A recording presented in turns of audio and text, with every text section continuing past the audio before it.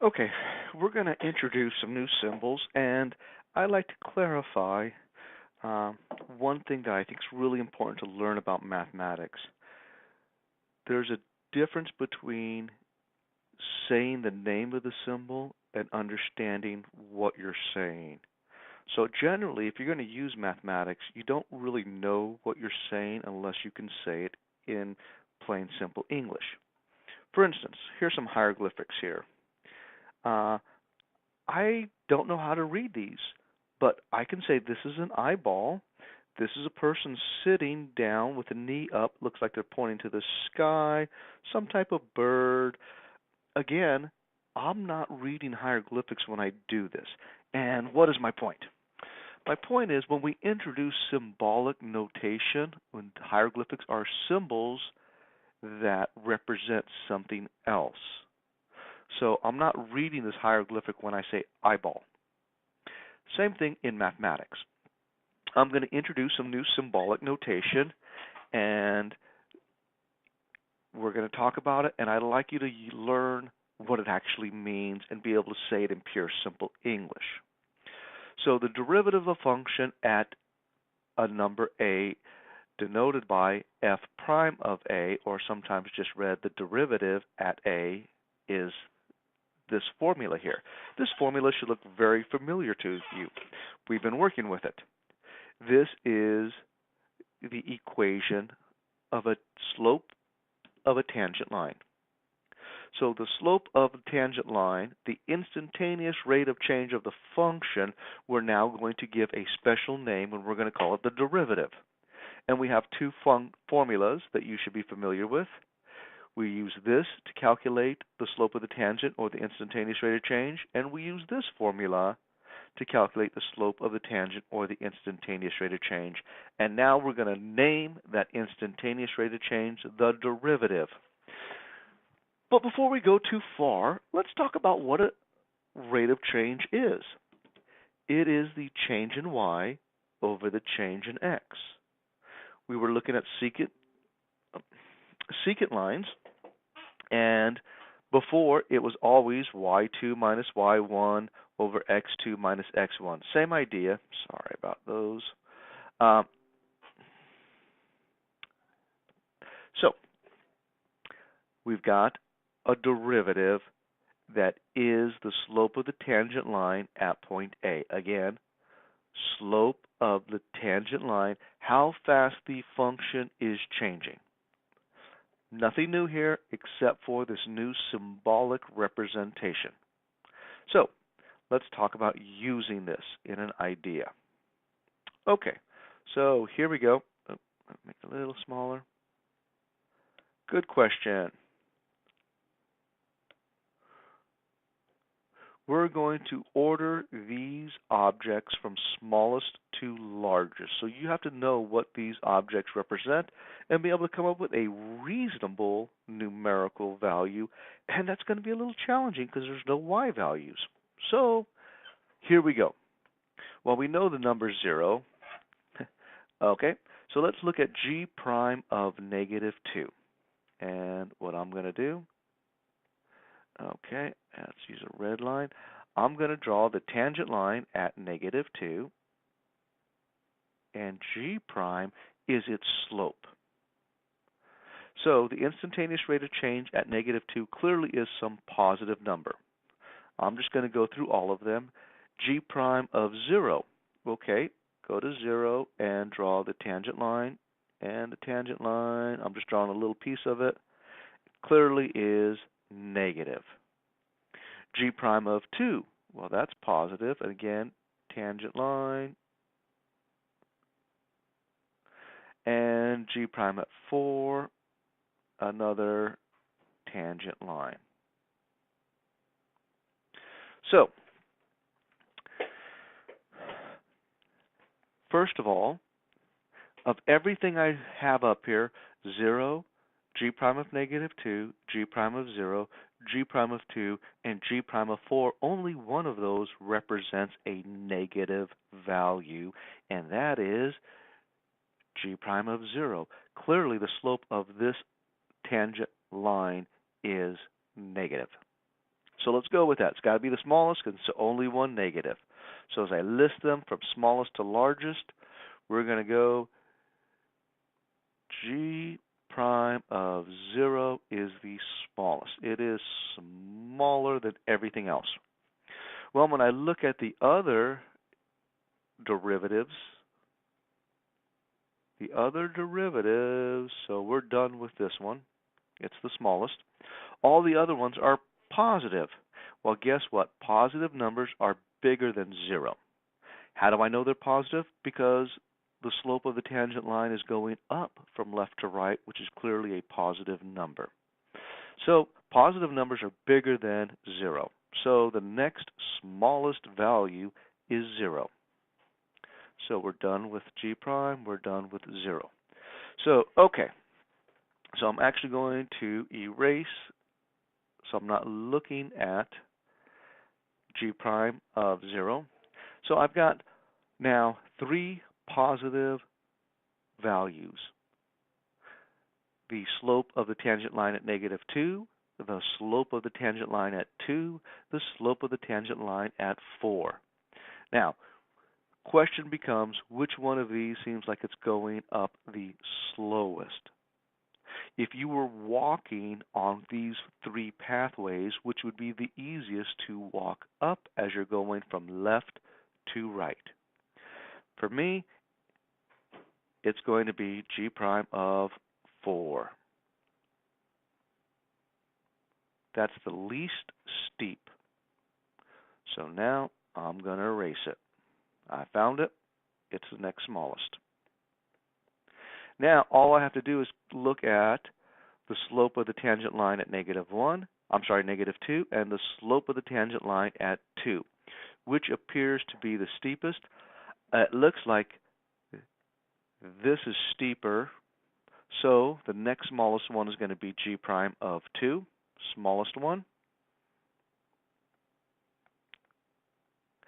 And the largest is G prime of -2. That is the steepest, largest slope of a tangent line. And that's my instantaneous rate of change. Again, just new notation, but you have to understand what you're looking at. I'm looking at one way of talking about it, slope of tangent lines. Okay, other things we could look at, word problems.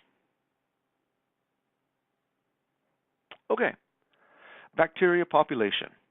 The number of bacteria after T hours is controlled by a laboratory experiment is this formula.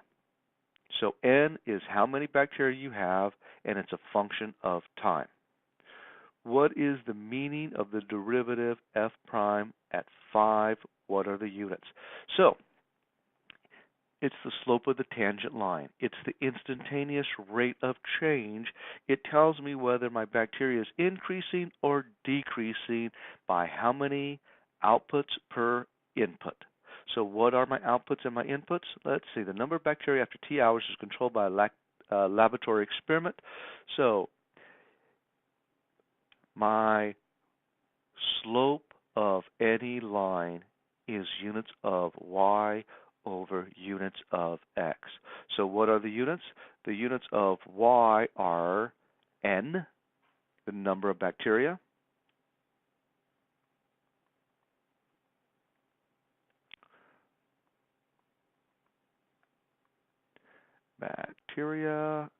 per hour, because time is in hours. Suppose there is an unlimited amount of space and nutrients for the bacteria. What do you think would be larger, F prime of 5 or F prime of 10? If the supply of nutrients is limited, would that affect your conclusion? Explain. We have to think about this. What's happening? Bacteria are growing because they're eating stuff, and there's plenty to eat. So let's talk about a population of anything.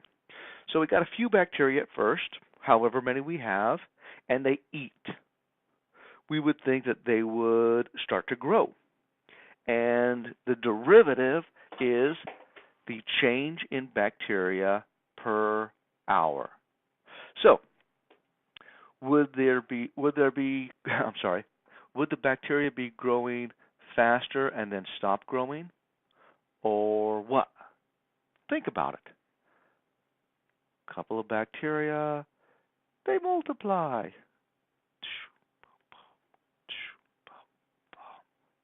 And then sometime later they multiply again.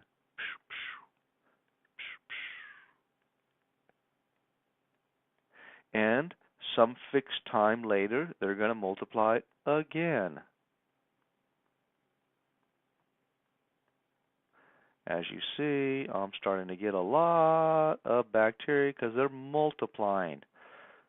2 becomes 4, 4 becomes 8, 8 becomes 16.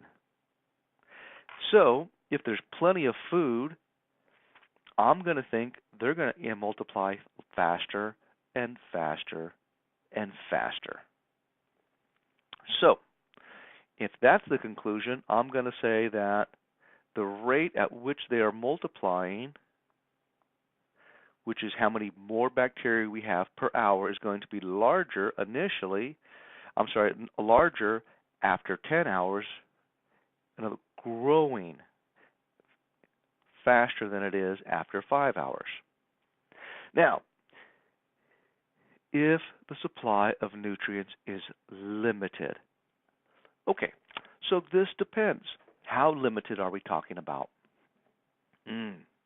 So, if we're talking a little bit limited but not that limited, it may not change my conclusion. But what if there's not very much food at all? Well, if you got all these bacteria and there's not much food, they're probably going to die. Which means eventually either the population is going to stop growing or it might even start to shrink, because once you've run out of food, let's say after 7 hours there's no more food left. Can the bacteria continue to grow with no food? No, they cannot. So if the food supply is limited enough, and this is where that big word explain comes from. If we have no more food left before we reach 10 hours, then clearly the population would have been growing faster when there was food than after there was no food. So yes, that would be my explanation, that if the nutrients were limited enough, it would not only it would either cause the bacteria to grow slower or possibly even to decrease. Okay.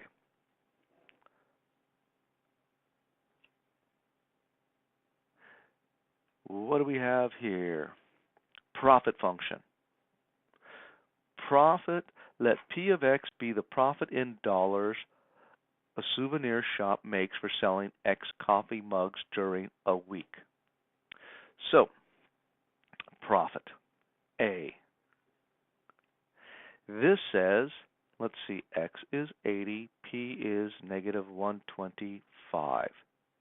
That means if I sell 80 coffee mugs in a week, I'm going to lose, negative profit, lose $125 that week. Again, if I sell 80 mugs in a week, I'm going to lose $125.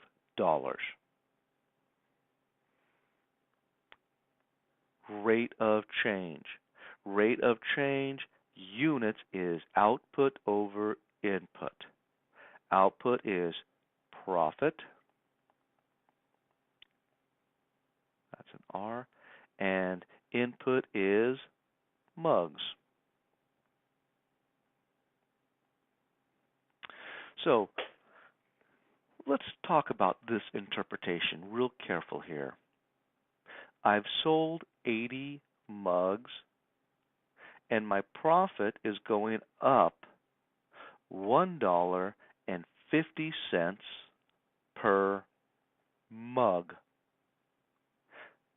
Again, my profit is increasing. That's a positive rate of change, means it's increasing by $1.50 per mug. So we're going to use this to estimate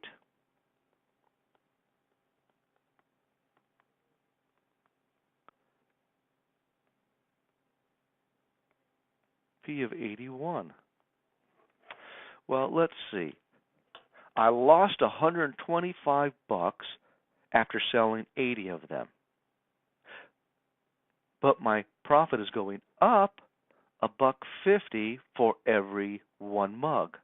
Well, I'm going to sell one more mug, and so instead of losing $125, I'm going to add $1.50 more profit to that, which means instead of losing 125, if I sell 81, I should make approximately negative $123.50, or I've only lost $123.50 after selling 81 more mugs. Again, rate of change. Things are changing. How are things changing? And what does that change mean? So, back to those hieroglyphics. I could say the derivative of function p at 80 is 1.5. That's not an interpretation, no more than me reading hieroglyphics and saying, that's an eyeball, that looks like some flowers, that looks like a couple of birds. I'm not reading hieroglyphics. It's only when I can say it in pure, simple English do I really know what I'm talking about. P prime of 80 equals 1.5. My profits are going up $1.50 per mug after selling 80 mugs. That is my translation from that hieroglyphic symbols to an actual idea that has meaning. So I want you to be real comfortable with knowing what a derivative tells you. How do you explain that to someone who has never had a math class? Because if you can't explain it to someone who has never had the math class, you're probably not explaining it very well.